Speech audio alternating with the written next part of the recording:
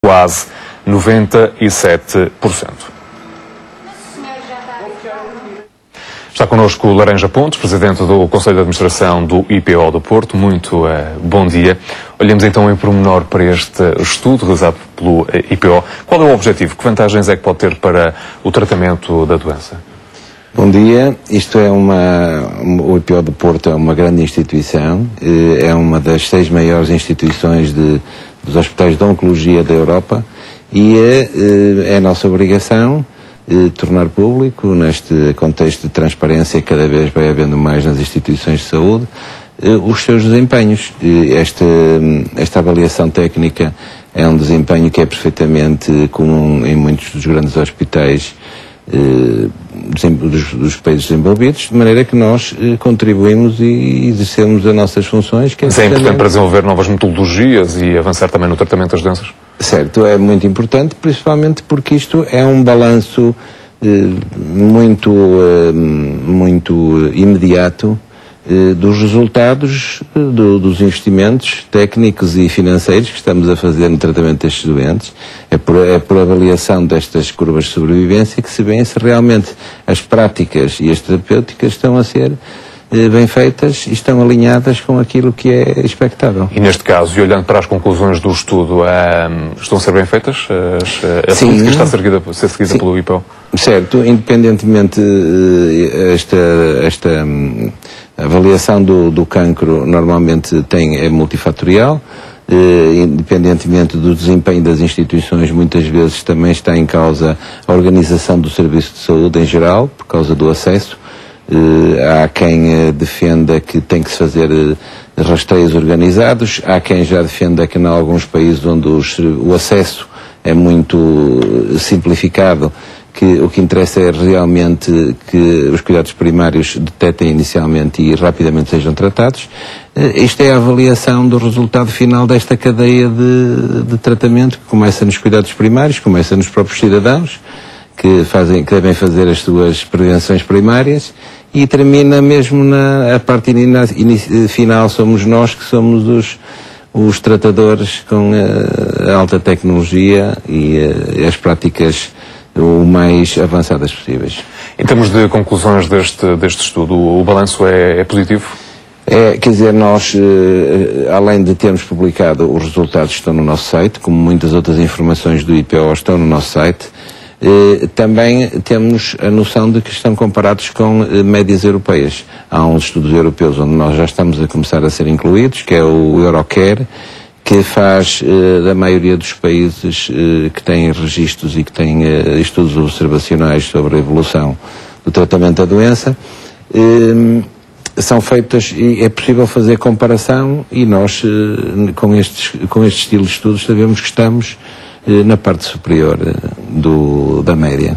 Em termos de dados específicos, o que é a salientar? Em termos de salientar, para nós, o que é extremamente interessante é que, e para a população em geral, os cancros mais frequentes são a mama na mulher e a próstata no homem, e aquilo que nós podemos dizer é que estamos com taxas de curabilidade muito altas, bem alinhadas, e isso, quer dizer, só isso já para nós é extremamente gratificante. Além disso, naqueles pequenos nichos que têm muito bom prognóstico, como é o caso da tiroide, como é o caso do testículo, já temos também, as nossas sobrevidas são perfeitamente na parte superior das médias europeias. Em relação aos casos mais graves e nos casos mais graves, aquilo que nós continuamos a ter e que continua a ter pelos outros países desenvolvidos, é o caso, por exemplo, do pulmão, onde, independentemente das agendas políticas, uma dos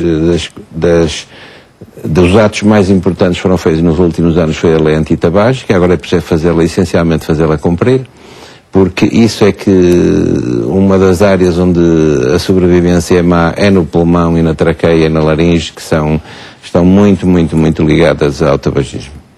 De maneira que é preciso melhorar a lei e melhorar o cumprimento da lei antitabágica. Deixa-me só também falar daqui da questão das crianças. Relativamente aos dados que saem e passados 5 anos, há aqui uma taxa de sobrevivência de 74,6% nas crianças. São bons números relativamente aos números anteriores? São bons números em geral. As crianças têm, o cancro das crianças é relativamente mais fácil de dominar com as novas terapêuticas, desde que sejam bem feitas, e o que o estudo prova é que realmente nós estamos alinhados nisso mesmo nas crianças. Nós conseguimos ter taxas de sobrevivência muito boas. As crianças precisam de ser realmente tratadas o mais breve possível e tratadas em centros, como são, apesar de tudo, patologias raras, tratados em centros de alta tecnologia. Não se pode fazer tratamento, da maior parte destas doenças não se deve fazer tratamentos dispersos. Isto não é um tratamento, na maior parte das vezes, de proximidade. Isto é um tratamento que, para ter bons desempenhos, tem de ter números elevados, tem de ter especialistas dedicados, e é isso que o IPO do Porto, neste momento, vai fazendo e cumprindo a sua missão. Eu aproveito a sua presença aqui no Bom Dia para lhe colocar outras questões, e com um assunto que está sempre na agenda, principalmente agora em tempo de crise e de cortes em várias áreas, e a saúde não escapa, como é óbvio, sobre esta questão das dívidas dos hospitais aos fornecedores e, por outro lado, as dívidas do Estado às instituições. O IPO também tem dívidas aos fornecedores. Vai conseguir pagá-las, por exemplo, até julho, a altura em que o Governo prevê pagar também as dívidas que tem às instituições? Esta problemática surgiu agora muito por causa da famosa lei dos compromissos, dos cabimentos. As administrações hospitalares, por lei neste momento, não podem executar despesa que não esteja previamente cabimentada. Isso, para algumas instituições, e na maioria em geral, implica que a tesouraria tem de estar perfeitamente atualizada, digamos.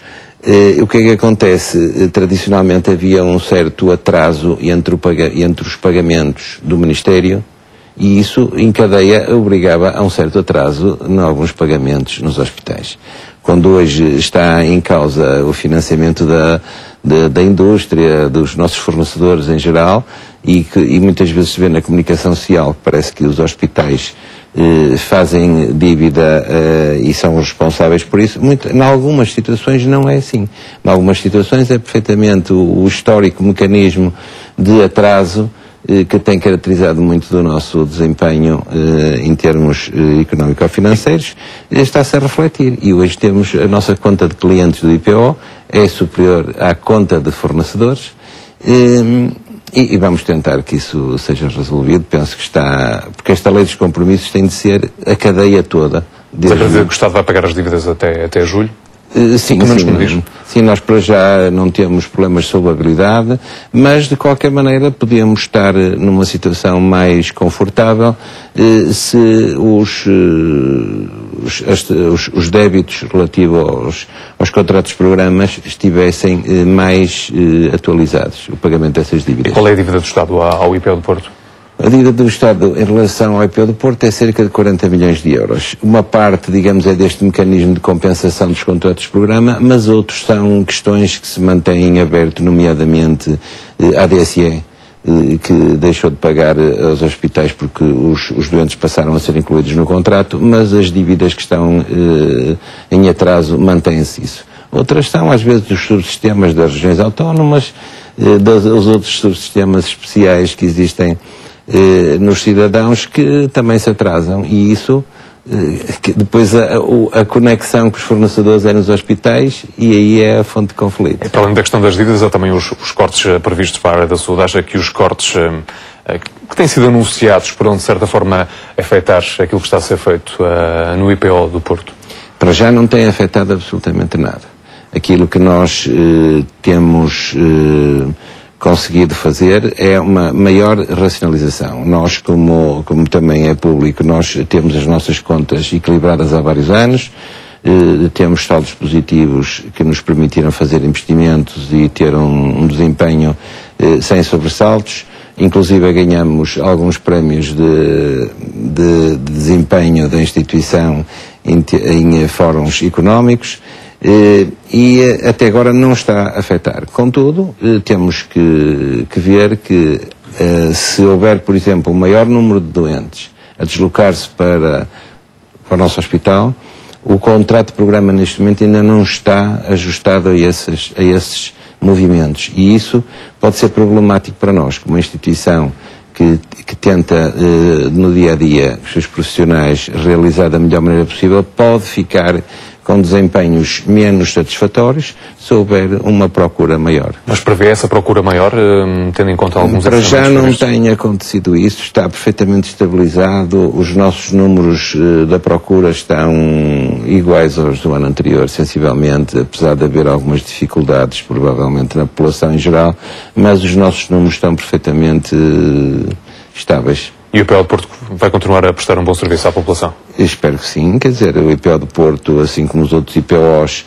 são uma organização que assegura, que com qualidade assegura a assistência aos doentes com cancro de uma maneira perfeitamente coerente já há vários anos e esperemos que continuem, independentemente das nuances políticas que às vezes surgem. Ângelo Pontes, muito obrigado por estas declarações e esta presença no Bom Dia.